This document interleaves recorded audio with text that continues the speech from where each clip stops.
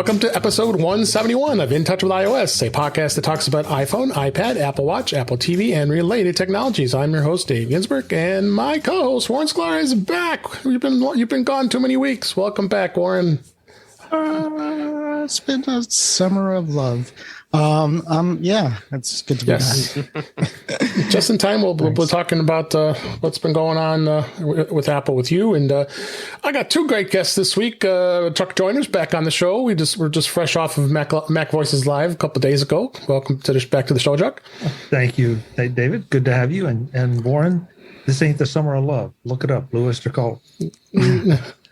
Was it 76? No, that's never. I think you missed it. The joke. I'm either too old or too young for the joke, and I'm not sure which one it is. So. And also back on the show is Jeff Gamet. Welcome back to the show, Jeff. How you doing? I'm doing great, and I'm seriously really happy to be here. Yes, I always love having you here. I love everybody here. We're having a great time here. We're going to have a good time. We all have, well, not all of us. Some of us have our iPhones, and we're going to talk about that, and might even have an iPad mini and a few other things that we're going to give our insights on what's going on in the world of Apple. And yeah, there's been a few things going on here. So let's go ahead and just jump right into the stories this week. A lot of iOS 15 stories, and we're going to hit on here. A few bugs that I'm kind of concerned about. One of them here is on from Mac Rumors. iOS 15 messages bug causes saved photos to be deleted. Oh no. Serious bug in iOS 15 messages app can cause some saved photos to be deleted. Multiple complaints have been heard on the Mac Rumors readers and Twitter.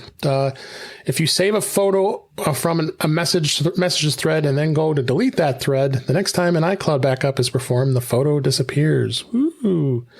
Even though the image is saved to your personal iCloud photo library, it appears it's still to be linked to the Messages app on iOS 15, and saving it does not persist through the deletion of the thread and an iCloud backup. So there's some bug. There is a way to replicate this bug, but I don't know if there's anything going on here as far as if they fixed this yet. Chuck, I know you posted this article on Mac Voices. Have you heard anything else beyond this? I have not. I have not seen this, but I also am not in the habit of walking down the path that they specifically, take you through that to manifest. Right. I'm not one of those who likes to say, let's see if my machine is buggy too. No, I don't think so. I borrow someone's machine and try it on theirs. Yeah, exactly. Good thinking. Yeah, I guess my initial reaction to this is one that, we've all parroted plenty of times. Don't run the betas, but, not even maybe the first public release. Maybe wait to 15.1. None of us did, of course, but that comment is going to come up a number of times in this show. Oh, absolutely. I mean, there are, and we'll get to that, talking about the adoption here in a bit. But Warren, are you still running? You're running beta on your 12, I assume. No, I'm on release because. Okay. Well, you haven't had time. That's right. No. Tech tip: when I pick up my new phone, if I update to the beta now, my new phone's not going to have the beta. I'm going to have to. That's right. Finagle that. So he's thinking this time. I'm thinking this time. So I did my iPad, but not this one. But iOS 15, I'm assuming it's the new feature is and I don't know who knows it, but the new feature is somebody message you a picture in iMessage, it automatically it doesn't save into your camera roll, but it goes into your iCloud photo, and you have the option to save it. So it is confusing because it shows in your iCloud photos, even if you don't hit that save button in the iCloud photos. So I'm wondering what's going on with that. If it's something that if you save it and then delete the message thread, will it delete it out? Maybe you're not saving it because there is an option to actually save the message into your iCloud photos. Yeah, I'm thinking it's if you save the photo outside of iMessage, it's probably safe.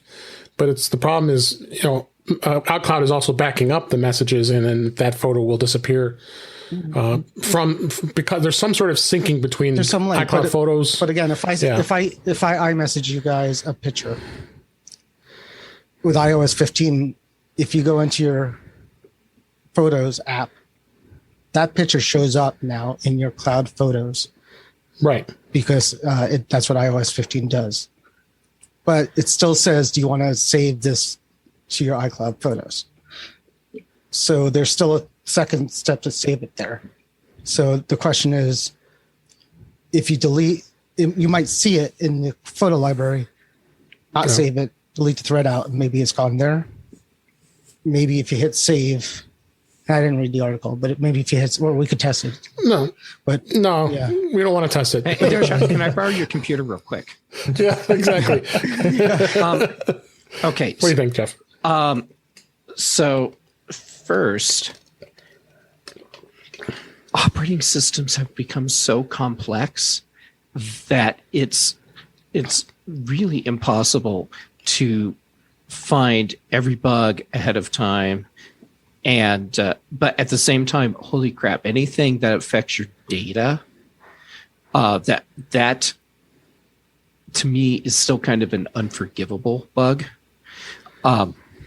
So there's that. But then there's the other side, that Warren was just talking about, where we now have this whole confusing situation where you may or may not have saved a photo, even when it looks like you have. But so if the problem is that you have saved the photo, but it still gets deleted, then I would speculate that what Apple is doing is setting a flag on an image that's stored as part of one data pool, and that flag isn't being honored. So this is a messages photo, but you saved it, so we need to show it as a photos photo, even though it's over here in messages. And if we delete the thread, then this photo needs to become a photos photo, not a messages photo, which sounds horribly complex, but it wouldn't surprise me if it's something like that, because it's probably easier to manage the data through flags like that as opposed to duplicating and deleting and all that. But the other thing is, and I've been like crazy busy with stuff, so I haven't verified this. Isn't this a thing that affects users that are using iCloud Photo Library? And the reason I ask that is because no photos that I'm getting sent in messages on iOS 15 are appearing anywhere other than the Messages app, are you using unless cloud? I intentionally save them. I think it's not a cloud photo thing. Okay. But And I do not use iCloud Photo Library. what it does is, if you're using at least on my phone, and it's been like that since beta 1, is if I send a picture through iMessage, don't do anything. I don't have to open up the picture in iMessage. If I go into my photo app, it will show the picture, and it will actually say from Warren or from David, David's message in there. And then there is an option to say, do you want to save this to your library? But even if you don't do that, it's still visible. You can delete it. So your options are to look at it, save it, or delete it from the Photos app. Okay. So that's what's going on there. Okay. And my other point is, what animal deletes out conversation threads in my messages anyway? So I don't. Do you guys clean out your? I clean out my email, but not my iMessages coming in, because Every now and then I'll see unless it's junk. Yeah. a conversation that has like hundreds of messages in it, but it's all like AT&T sending me messages junk and all that. Yeah. Yeah, Or friends and all that. thanks for paying your bill, and I'm like, seriously, I don't need 5 years of that, and then I'll delete it. But if it's like from actual people you human get mad- conversations, I don't think I've ever deleted one. Yeah, because they'll just come right back, or it's worthless because it just piles back on anyway. So Well, something that I want to make clear, Jeff, believe it or not, when you were going through it, I understood exactly what you were saying, because, I learned a long time ago about how much space can be taken up by messages, photos, or because I had an iPhone that had a lot less capacity a few years ago. And all of a sudden I was out of storage. And it's like, why? There's nothing there. And then I discovered that, there are these gigabytes of photos that people have texted me or I've texted out. Mm-hmm. And, while they're there. But so my understanding of photos, though, in messages is if you send me a photo of your cat, okay, it's a photo in messages.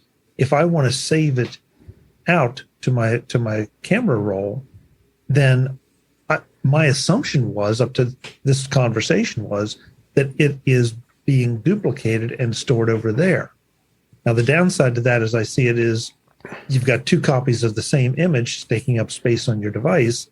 But the upside is that now I can do whatever I want. I can clean it out of messages and it's safe over in my camera roll and it's being synced or backed up to wherever I'm syncing or backing it up to. What I'm betting is in the way it is now, at least for iCloud Photo, where it shows up in your library, in your Photos app, and it says from Chuck, from iMessage. It actually says from Chuck iMessage or something to that effect, and it shows the picture that you sent me in the message.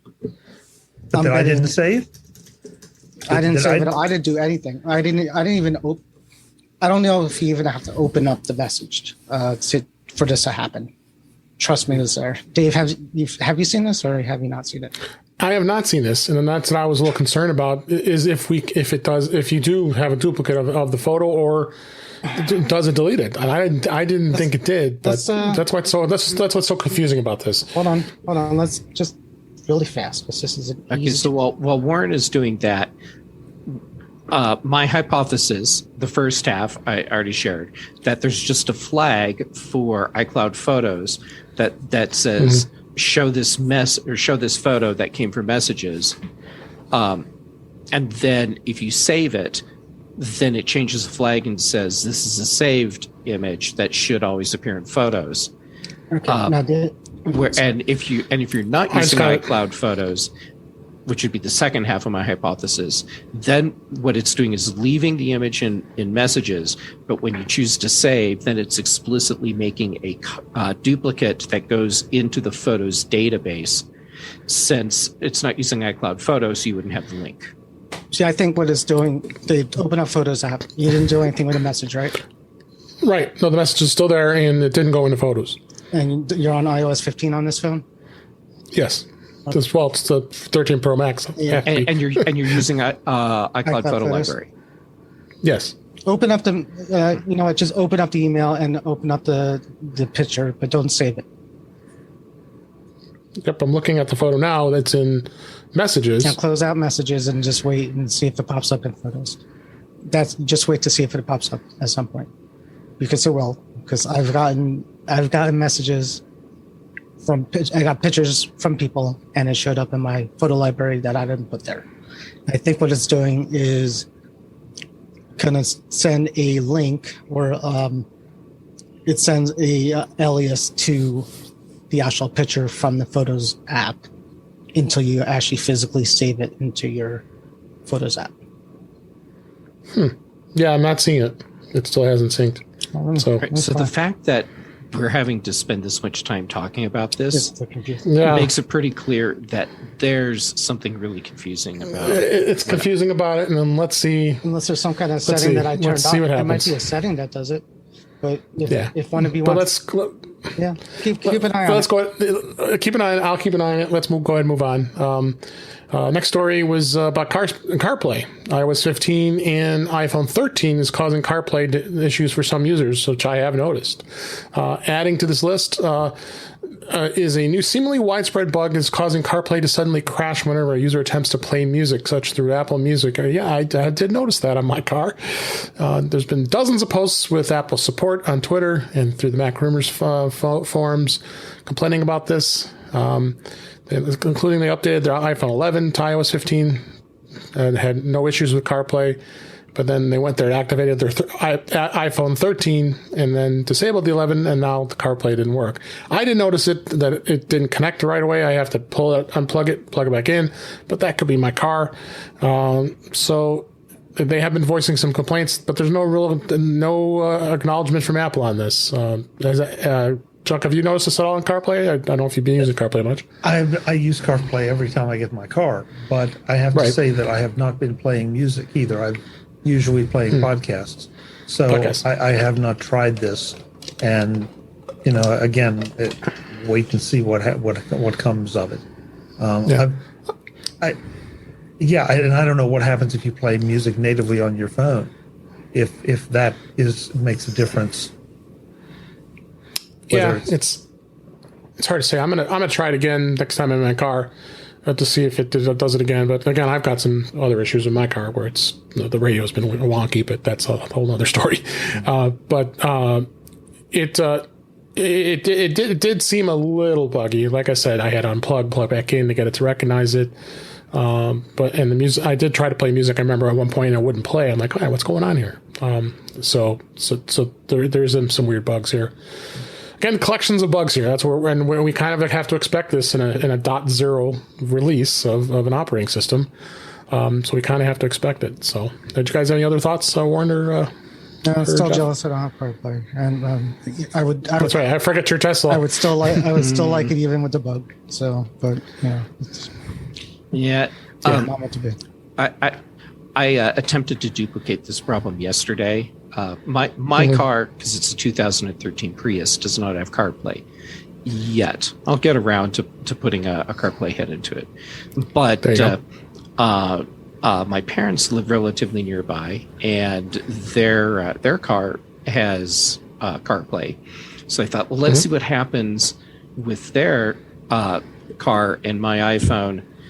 And I couldn't duplicate the problem, but they haven't updated to iOS 15 yet, so they don't have the CarPlay update yet, and Right. so in my testing, iOS 15 with the previous version, the iOS 14 CarPlay, not a problem. Okay. All right. Well, so we'll see what happens. Again, it's a bug. We'll get through it. Next story. We'll be brief on this one. Many iPhone 13 owners were unable to get the Find My working on their new MagSafe wallet because the MagSafe wallet, the little wallet that you can buy for your iPhone 13 that magnetically attaches to the back of the iPhone, and they released an updated version of it for that has Find My built into it. The new MagSafe wallet is designed to be easier to be found. Like if it ever were to slip off, then you can start sending a signal to it, and hopefully you have an honest person that gives back your credit cards and whatever else you have in there. So again, it's been directed to Apple support. They really haven't acknowledged this. So that also a mention of a DFU, put your iPhone in a DFU mode. I don't know if the wallet is worth that much aggravation to do it, honestly. Jeff, what do you think? Yeah, exactly. I think if you're pro tip, steal the wallet now before Apple fixes it. Yeah. So, It's okay. Oh wow! While I said, "Wow, we have an unforgivable bug here with data." Yeah. This one, I'm like, Yeah. Whatever.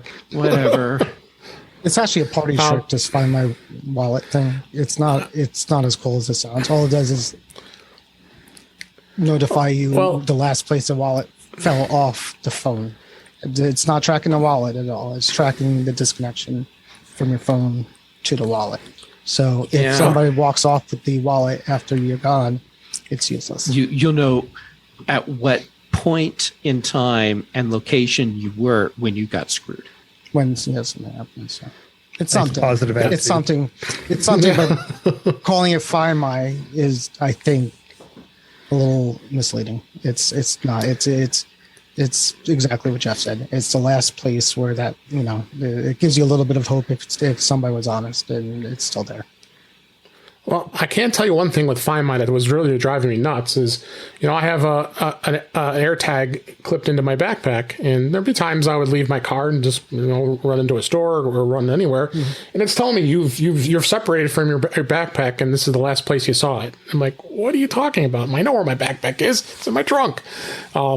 So I do believe you have to, if you don't want those constantly popping up, you have to disable it notifying you of that fact. The Find My is Because usually where we, the Find My is super buggy even now with the real one. I have one in my backpack too, and I'll get in my car and I'll start driving, and it says you separate from your backpack, and I'm looking at it. But I got to defend it a little bit, because to me, I'm having to do exactly the same thing, but that's kind of what it's supposed to do. It's not magic. It's not going to know that I don't care right now because my backpack is, let's just say, shoot, I guess at my office. My backpack is at my office. I haven't designated that as a place that it should ignore.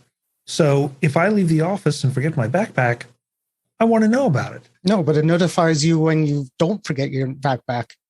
If I have my backpack with me in my car, start driving a little bit, it says you left your backpack behind, and then I guess it catches up. I think it's losing maybe between the it's my back. You know what it is? I'm sorry. It's not the AirTag. It's saying it. It's my MacBook. It's my MacBook Air. You know how it also detects your. You get a notification now if you're separated from your Mac devices too. Mac, iPads. So if I'm separated from my iPad, from my Mac, so if I'm separated from my MacBook Air, it will tell me. But when I throw my MacBook Air in my backpack and start driving away, it says you're separated now from your MacBook Air, and I'm looking at my bag, and there's my MacBook Air, and it's because my MacBook Air doesn't have any communication to the outside world. But I have not seen that, but yeah. So and Ward, this is with your M1 MacBook Air, right? This is with my M1 Air. Yes. Okay, so that kills the hypothesis I was forming right there. Yeah. So yeah. So, well, we like I said, there are some, quash bugs. Should we say with my Find My? But I agree with you, Chuck. It's something that it's supposed to be doing. I mean, I guess I was more used to in the old back before iOS 15 that if I wanted to go find my device, I'd go into Find My and look and see where it was. Versus it automatically telling me, hey, your device is here. It was the last time we saw it, and you're separated from it.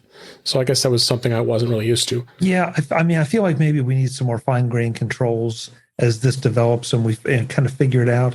But I mean, one of my things would be, because I had this happen a couple of years ago, that I have a backpack I carry with me at CES, and you sit it down. I'm doing interviews, pack everything up, walk away, and you get like 500 yards away, and it's like, oh my God, and you go rushing back. Fortunately, it was there, but that's a time that I would love to have known that I was being separated from my backpack. Mm-hmm. Oh yeah, because it would have stopped me. And they're fine. They're going to fix all this, and that's what it's supposed to do, and it's going to work. So I'm excited about it too. It's buggy, but it's going to work. Do you think, excuse me, we're looking at more of a software issue here or a hardware limitation? And by that I mean, is there an issue with the software just not staying in sync with itself to know what devices are nearby, or is it a thing where the actual devices, like let's say your M1 MacBook Air, is not capable of letting your iPhone know that it's still with you for whatever reason? Like should there be some sort of ongoing transmission coming out of your laptop that says, I'm here, I'm here, Well, I'm here? Pretty much. And if you equate it to the wallet, the iPhone knows when a wallet is separated, and it knows that. Mm-hmm. There should be no reason why when I shut down my MacBook Air, at that point, it tells my phone, don't look for the MacBook Air anymore, or at least this is the last location I've seen it at. But I know it's off, and at this point, I don't know. It's got to say, I don't know where it is. Right now it tells me I'm separated from it, but that's misleading, because that makes you freak out thinking that you didn't put your laptop in your backpack. Mm-hmm. So there, maybe an option on the MacBook Air or or these devices that say, I'm leaving. I have my MacBook. Don't worry about this. Some kind of toggle. I don't know, but that's what it's doing, and it's an environmental issue. It's and it's not just with the with the laptop, but with everything. With these problems is the phone's not communicating with the AirTag, or the phone's not communicating with the Mac or whatever it is. Temporarily, it loses something, and then you get these notifications. Yep. All right, let's go ahead and move on. As I mentioned, the early adoption for iOS 15 has suffered because of all the bugs. The adoption rates rises to about 20%. And iOS 15's adoption has reached an estimated 19.3% since the software update was released September 20th. This was according to a mobile analytics company, Mixpanel. They measure, based on visits to websites and such to see what's out there and it's installed. So, again, we're using a third party company here giving us analytics, but it kind of makes sense since there is a fair amount of bugs. Seems that compared to when iOS 14 first came out, that this is a much lower adoption rate than I think iOS 14 was. So I don't think. It's what do you think, bugs. Chuck? Oh, Chuck, you what go do you ahead. think? No, go ahead, Chuck. Well, All right, Chuck, okay. I'm totally jumping all over you. Oh, Woo, that's it's all a right. free for all on the show tonight. That's all right. Yeah. No, Chuck, Okay. I can't wait to hear what you have to say. Okay. Well, Very good. Go ahead. I guess what I find really interesting about this, though, is the upgrade experience was different this time because it didn't tell you had to upgrade. You could go, if you were on 14.8 and look and see, look at your version, it's like you're up to date. But then down at the bottom, you could opt to install 15. And so I think for the majority of users out there, they looked at it and said, I'm up to date. And they probably never looked down. And they may be still waiting to be told that, they can upgrade to 15. Now, we all are paying a lot more attention, and for obvious reasons. But, we talk about this constantly, that the techies are all over these kind of things. And the average person, not so much. So I think that's the reason you're seeing lower adoption is it was not presented to people as, hey, it's time to upgrade. Why wasn't it presented that way? Is it because they knew that there were going to be some of these bugs? I don't want to generate conspiracy theories, but or is it just that now maybe Apple is deciding, hey, we're going to push maybe 15.1 as the time when we have some of the bugs worked out. And that is purely a theory. I know nothing, but it just seems like this, I can't figure out with all the public betas and all the beating that the tech press has given, positive and negative, about 15, that people weren't just jumping on it. And I think a lot of people don't realize that it's available. Chuck, it's as if you were reading my mind. We're totally in line here. The one place where we are not completely in line is our speculation on why Apple set up the new interface the way they did. And seriously, I think the interface is the reason we haven't seen as much adoption, because people aren't looking for that tiny bar at the bottom that says, oh, by the way, iOS 15 is here. My speculation on why the interface is the way it is now has nothing to do with bugs. This is a strategic move on Apple's part, where I think what they're doing is trying to set up the argument that they don't force obsolescence on devices, that they don't force user upgrades, and that they are giving people a choice as opposed to locking them into something.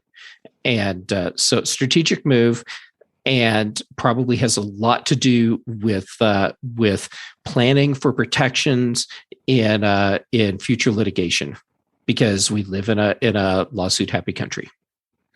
Jeff, I like your theory a whole lot more than mine, because I think it makes a lot more sense. I hadn't even thought about it, from that in that direction. And one other thing, and I'll let Warren get in here, but one other thing I think would be interesting to know, because if you moved from an old iPhone to a brand new shiny iPhone, you were automatically moving up to 15. How did that get calculated in, or does it get calculated in the process?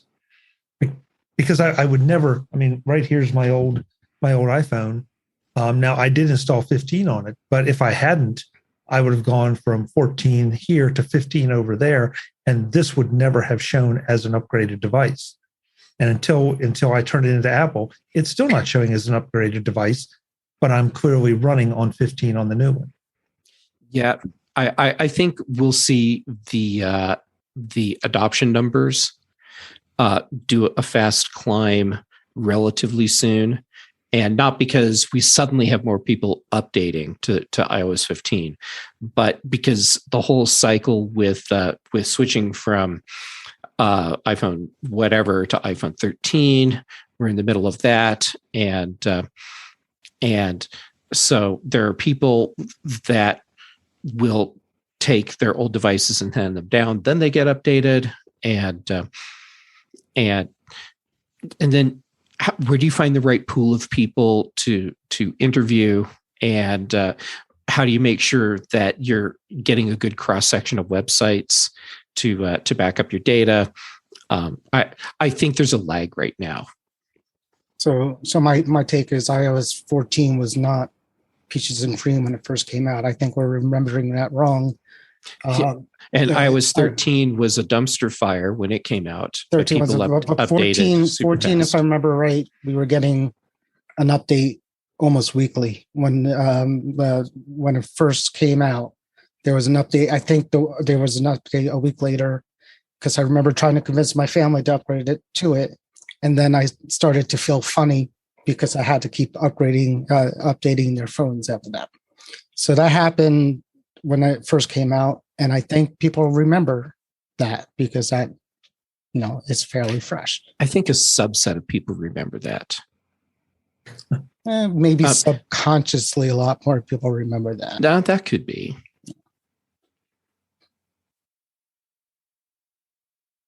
So that's the news for this week. Let's go ahead and talk about beta briefly here. iOS 15.1 Beta 2 came out. It's on the public beta as well as in with the developers. One of the biggest bugs, and it's really driving me crazy right now, is the fact that I can't unlock my iPhone with my Apple Watch when I have a mask on. That is a bug right now in 15.0, which we didn't mention. But that is fixed in 15.1. That's one of the things that stands out. I guess, Warren, you could say a little bit of, if you have any time you've experienced on your iPad. You said you don't have it on your iPhone yet. You don't. So yeah, I put 15.1 on the iPad and didn't notice any major difference on that.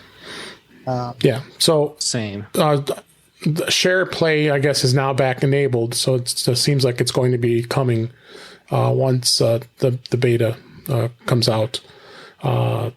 Hopefully soon enough. They're at beta 2 with it already. So they did add that feature.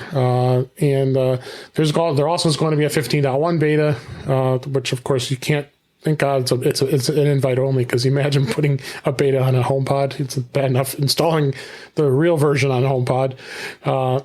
Apparently that's going to add lossless audio and Dolby Atmos and spatial audio support to the HomePod and the HomePod Mini. Finally, which we've been wanting that this be happening. So, and then they're talking about the smart cards, which we've been talking about. You can put your vaccination card in wallet and lots of others. They're creating smart cards as well. That's going to be able in just certain states in the United States. For as well as for vaccinated people at different healthcare providers. So really, it's uneventful. Looks like just a few squashed bugs is really what it is. But that's it's a .1 upgrade. Usually they go to a .01 or .02 sometimes. That's a problem. So obviously it's obviously a pretty drastic update. They had to go right to a .1. It's going to be a problem because Apple's going to drag their feet on releasing it like they did when the Unlock with Apple Watch feature just came out. because if you remember, it was in beta for at least 6 months before it came out to the public. And I had, people were putting the beta on there, said it could do it. So now if it is really broken, and I haven't experienced it obviously because I'm not on my new phone yet, but if it's really broken, then people are going to like be very tempted to go to that 15.1 to get their Apple Watch to work again with their phone, because Apple drags their feet. So I'm hoping this is something that they pump out soon, like next week. I think you're right, Warren. I think people are going to jump on it, and they're going to jump into it too. tvOS is at 15.1 beta. I'm not even really mention much about that because there never is anything on there. And then the Watch OS 8.1 as well. Nothing notable there as well. So, but let's go ahead and jump into the reviews here this week. A few of us, I think it's just you and I, Chuck, that have iPhone 13 Pros and 13 Pro Maxes in our case. And I wanted to hear some of your experiences so far with your iPhone 13 Pro Max, Chuck. How are you liking it so far? I love it. I mean, I obviously, when you spend that much money, you better love something. But the camera's the thing we always have to talk about. The camera is stunning. Amazing. Yeah, and the thing though that really brought it home for me was with the new Zoom capability. I was shooting some video for work on Tuesday, it was Monday. Excuse me, it was Monday, and it was the first time I'd really sat down and done something, without just playing around with it. And what I was able to accomplish with that Zoom was kind of staggering. I would probably have either had to move the phone a whole lot closer, which, because it was across a boardroom table, was not really, wasn't going to work well, or I would have had to crop it in post. Now, given that you have 4K to work with, that's not a big problem. But now I don't even have that. It's just, it is absolutely incredible. I've played a little bit with the macro stuff, and that too has been impressive. I was never a big macro guy to start with, so I think I don't really have anything to compare that to. And the other thing that everybody's talking about, and I'm sorry, but I don't see it as a big deal, is the Safari URL bar on the bottom. Big deal. Grow up, deal with it. It's moved. That is a big deal. It's a seriously big deal. And it's an awesome big deal. Okay. I loved on it. a mobile phone, that URL bar should be at the bottom, because that's where your keyboard is. That's where your thumbs already are. It totally makes sense. Mobile Safari on the iPhone and iOS 15, I think, is a great improvement. Safari 15 everywhere else is what were these people thinking? Do they really hate us that much? But on the iPhone, they nailed it. But you can move it in the on the iOS and iPad OS. You can move it back if you want. Not on my iPhone. Not going to happen. Yes, I know. No, I left it. Not going to happen. I kept it. It needs I'm to be happy at the with bottom. it. Yeah, okay. So the first two times I opened up Safari, my finger goes up and it's like, oh no, it's down there. And then after that, I've adapted. Big deal. Do you swipe on the URL field to switch tabs? No, I haven't done that yet. Didn't think about it. Oh, Chuck, you're about to fall in love with mobile Safari on the iPhone even more. Okay. Yeah, swiping tabs. Yeah, like going across. It's awesome. Excuse me, Jeff. Yes, I have. I'm sorry. I was misunderstood. I was thinking something completely different. Yeah, again, that all makes so much sense. And yet it was such a controversy. So I agree with you. It's not a big deal. Change it back if you want, but I think it is a big deal because I think it enhances usability. It's a big deal in a good way. Yeah. Other than that, the phone is the phone. It's been functioning great. The battery life thing, I keep hearing about great battery life, and I'm getting better battery life. But what is interesting to me is it seems like I lose, according to the percentage thing, I lose the top 15 to 18% relatively quickly. But then after that, it just sits there and stays there and just goes and goes and goes and goes. I have yet to burn it down. So I don't know if that's just a calibration issue in the software or what. But because at first there's like, oh boy, this is not good. I have one of those bugs that's eating my battery. It seems to be just more of a calibration issue. Yeah. I put a link here in the show notes about the iPhone 13 Pro Max is capable of using fast charging. So if you have a charger that's up to 27 watts or higher, it is going to charge faster than any of the other iPhone 13s in the line, which is pretty awesome to have it. If you have a charger that, then usually we all have our fast chargers, that it's going to charge it pretty gosh darn quick. You can get going pretty good here. I use the phone all day today, and I started super early in the morning, and I'm at 51%. So yeah, I'm not sure. I'm not. Well, I had that plugged into my CarPlay for a while, so it was probably charged. Yeah, so. and there's that too. So, but I will hit with you on the longer zoom. The 3x optical is absolutely amazing. I took some photos while I was traveling the countryside with a guy Cyril, and I did get some good zoom shots of the trains when we went to the train museum. I wanted to do some. You can't do a zoom shot of Guy because all you would see. No, I didn't. I may try to do that. But, Guy is already zoomed in naturally. You don't have to do anything with the phone. Right. Well, I thought that's for if you're like 50 yards away from him to take a shot, so it looks like he's right beside you. Right. Yeah, well, you got to do like the opposite of the zoom. You got to do the -5. You need like a -25 to take a picture of Guy, like when you're standing in front of him. Yeah, but it's anyway. But it is an amazing zoom. I just couldn't believe it. And even when you go in and you zoom on the picture afterwards to look, I mean, the quality is just insanity. I think this is by far probably the best lenses I've had on an iPhone since we've had iPhones. Really, I think, and Apple will continue to evolve with this. I think it's going to be great. I did experience to do some photos with macro. I took a picture of it with my mouse. I went really close and zoomed. It was at 2 centimeters. And the cool thing about macro is, I think the fact is, as soon as you go down that close, it goes into the macro mode. You know it because you see it, because the camera just adjusts, and then you can go real close, and then you just take the picture, and it's there, and it's just incredible. And you go out lots of photos out there, people taking pictures, all kinds of things. And how's the autofocus on that? It's great. On the 12, I don't know about on the 12, I have problems with that. No, the 12 was bad. Yeah, when I tried to get close to something, it would be just fuzzy, and I had to, I can tell you the trick, because I do lots of close-up photography with my iPhone 12 Pro. Mm-hmm. What you need to do is hit the zoom button and then get close. Okay. And that's how I do all of my close-up photography with my iPhone 12 Pro. Okay. Hit 2x and then move in, and you don't have to be as close to get that close shot, and it fixes the focus problem. Right. So what I was doing is kind of the opposite. I would take it further away and then zoom it afterwards. Like an animal. Chuck, did you try out the cinematic mode at all?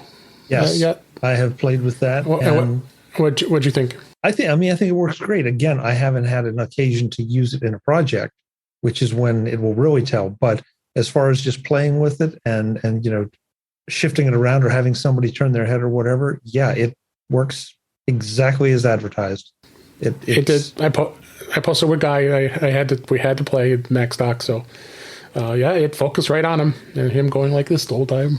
Yeah, that's going to get you an Emmy. I have no doubt. Yeah. Oh, you saw it.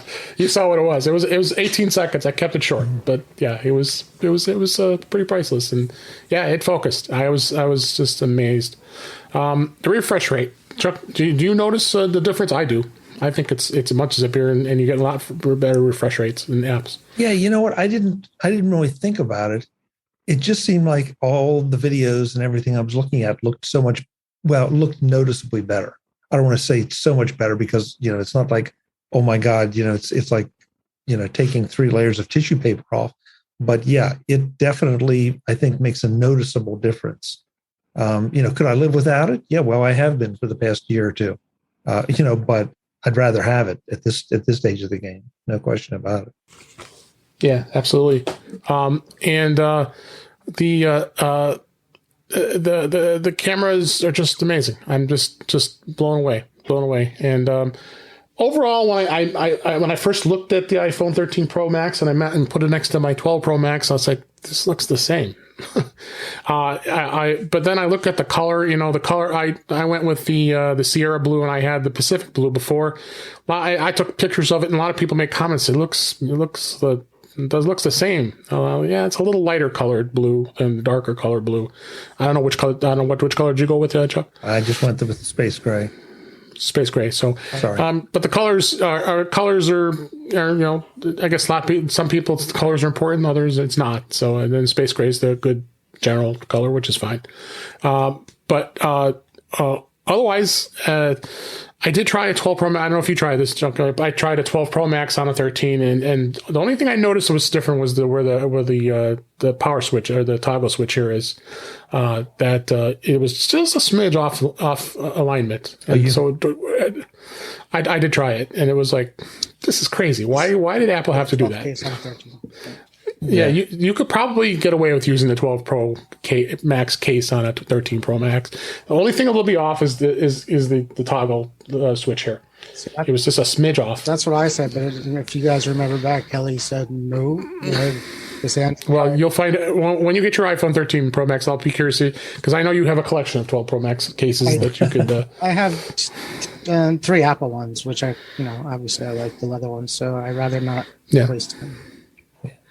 Oh yeah, if you could sell them, I would definitely do it. So, other than that, I think as far as upgrades go, my advice to anybody listening is if you were on a 12 Pro or a 12 Pro Max, I don't see any real reason that you need to upgrade at this point. I think those are perfectly fine phones. Jeff, you're keeping your 12 Pro and you're happy with it? Yes. I got my 12 Pro recently enough. It's like 6 months old now, and it's just new enough for me that I've just couldn't bring myself to turn around and get a 13 Pro. But the cameras, if I were to do it, it would be just for those cameras. Yeah, I think it's worth it to me. Anyways, cameras. Justin, didn't I taught you on? Didn't I say you're going to get to?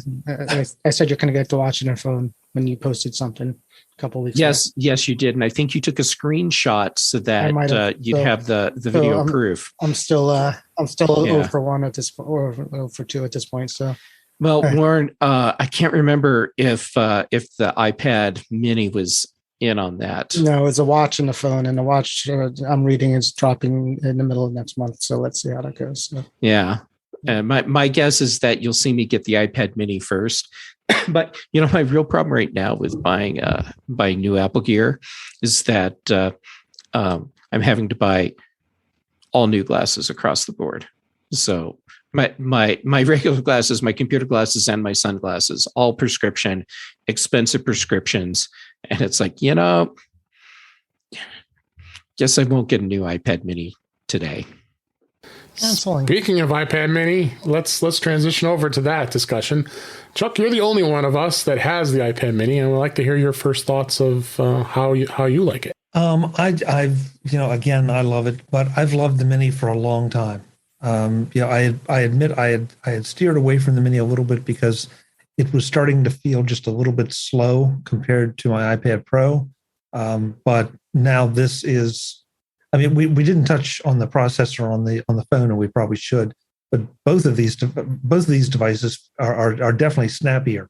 I didn't notice A15, right? Yeah, I did not notice as much of a difference between the iPhones. But given that I was 2 generations back on the iPad Mini, this just is a wonderful little device. I don't think the iPad Mini has the same processor as the 13. I think it has the same processor as the iPad Air. Is what it was. It may, but my point, Warren, is that the jump. I'm just correcting. The jump is kind of staggering. What can you say? It's an iPad. It does everything an iPad should do. The camera is not as good, but it's not supposed to be as good.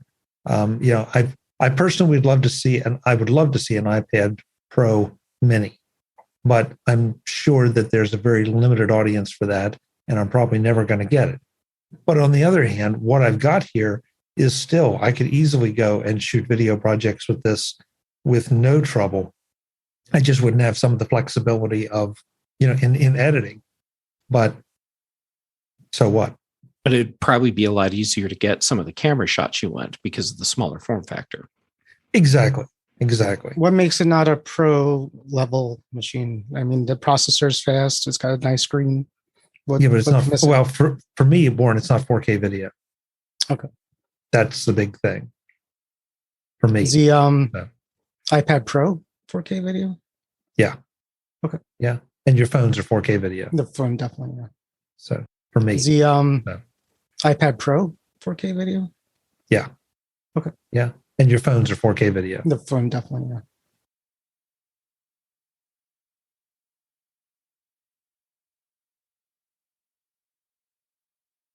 All right, I'll make this quick. One thing though, on both devices that I want to point out, because I think it's overlooked so much, Apple really has the transfer and migration to a new device down. I mean, seamlessly. And this is the first time I've tried it, but I did on the phone actually, and I did it on the iPad too, the machine to machine transfer over a network. So no cables are touching it except for a power cable. And except for the fact that the phone took so long because it's got so much stuff in it. But, you show the little, let's see, how's it go? You show the new phone to the old phone or the new iPad to the old iPad or vice versa. I'm sorry. But, yeah. And it says, okay, and it does it. And this time there's no, okay, now I have to re-sign into all my apps and jump through all those hoops.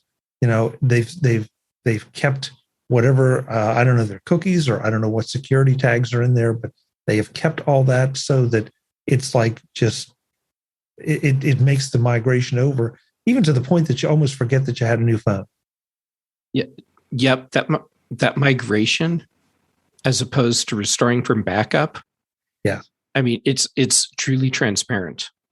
Yeah, I still do wonderful. iPad Restore. I'm just more comfortable with the iPad Restore. For some Yeah, reason. the one key though is it gives you two options on the device. It could be you can restore device to device, or you can store it from the iCloud backup. But that's the iCloud backup of settings. So Restore device, and it just brings everything over. It was flawless. I mean, you're right. I felt like my device. I didn't even change it. It was because in the past I think when I went from the 11 Pro Max to the 12 Pro Max, I had to do what we call it, a nuke and pave, which I refused to do on an iPhone. It was a flawless process. I think Apple has done a remarkable job doing that. But I would definitely recommend to everybody out there, don't do the device to device, because it takes absolutely forever. It's much faster to do it using iCloud as it is to do it device to device. Go figure. I do iCloud. When I did the one that Chuck and Jeff do a couple of iterations ago, there was definitely bugs with it. And the one I remembered most was the home screen layout didn't transfer.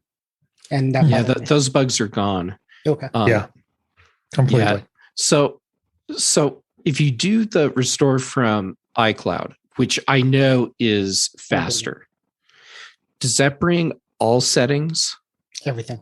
It does. Okay, so yeah. Okay, so I don't have to do the device to device anymore like I previously did, because that was the only way I could get all of my settings to come across and not have to relog into apps and stuff. So it's not like iMazing or anything like that. It doesn't, all your apps will start to reinstall in time. Yeah, which is fine. I don't care if my apps all have to reinstall. What I want is all my settings to be there so I don't have to relog in to every single app. Yeah.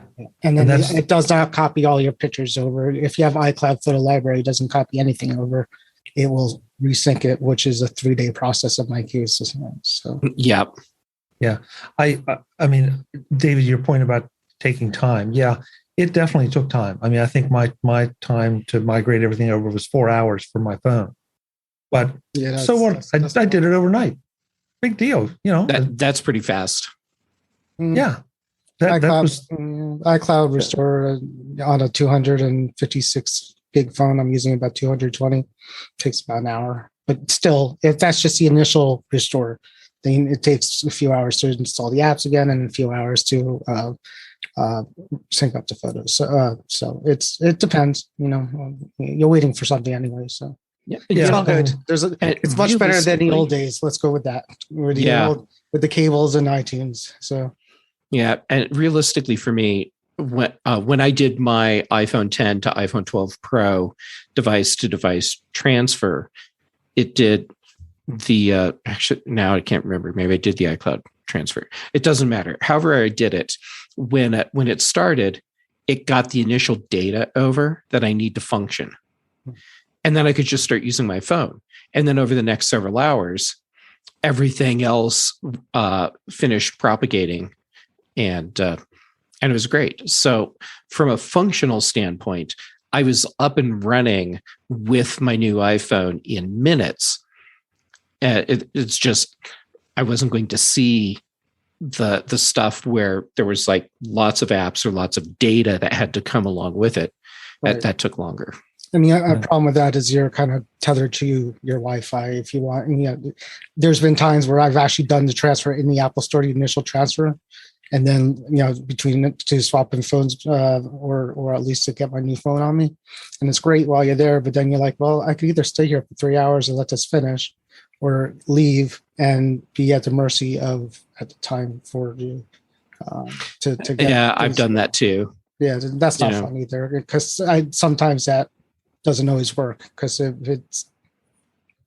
if it doesn't realize that it's in the middle of a restore, you'll get that bug that says 3 or 4 days later you'll go into iCloud backup and it will say cannot back up, waiting to restore this phone. Yeah. So I've experienced that too. Yep. Yeah.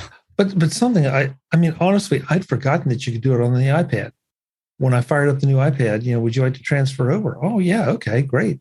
And so I took my old iPad Mini and moved it over to my new iPad Mini, and now I have more storage in this, so I have a little more room to play in it. But again, it's like this is just phenomenal. It's seamless, and yeah, okay, so it takes a little while, but I mean, at some point, everything has to take a little while if you're moving around that much data.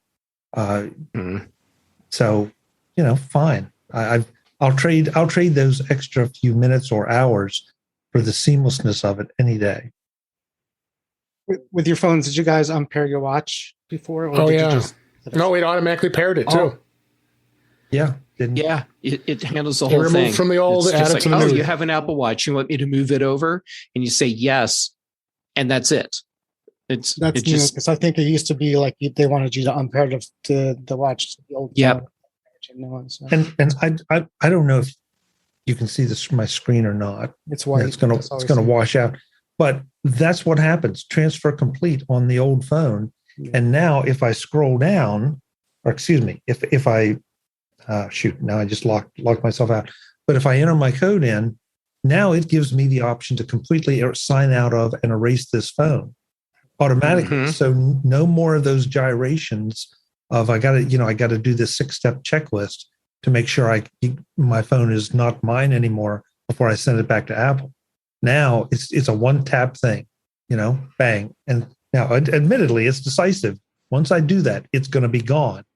But I'm quite happy now. I mean, that's what you want anyhow. Exactly. You could always migrate back, the other way if you want to get that phone back to the way it was. So yeah, I mean, theoretically, yeah. Well, I guess there's no reason you couldn't. You're going to turn it on as soon as you turn on that phone after you wipe it again, and you're sitting next to your other phone. It's going to say, Yeah. "Do you want to transfer from the other phone back to this one?"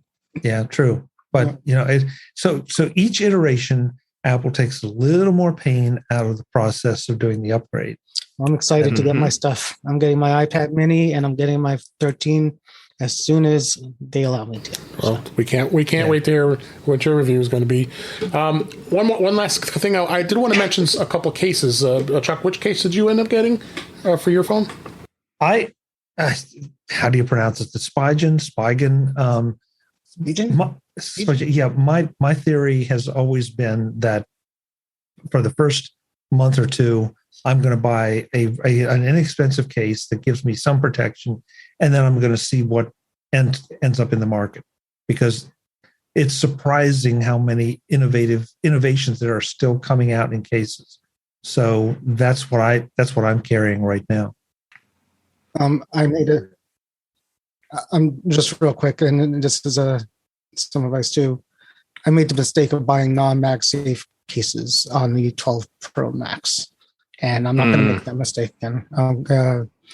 There's just too many times I'm going to use MagSafe when I want it, and some of those other cases like from Amazon and Spigen and all those, some of them look really good, but without the MagSafe, to me, it's not going to work.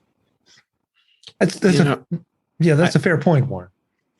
That's a really good point. And I bought Apple's, I guess it's the synthetic MagSafe case for my iPhone. The clear one, right?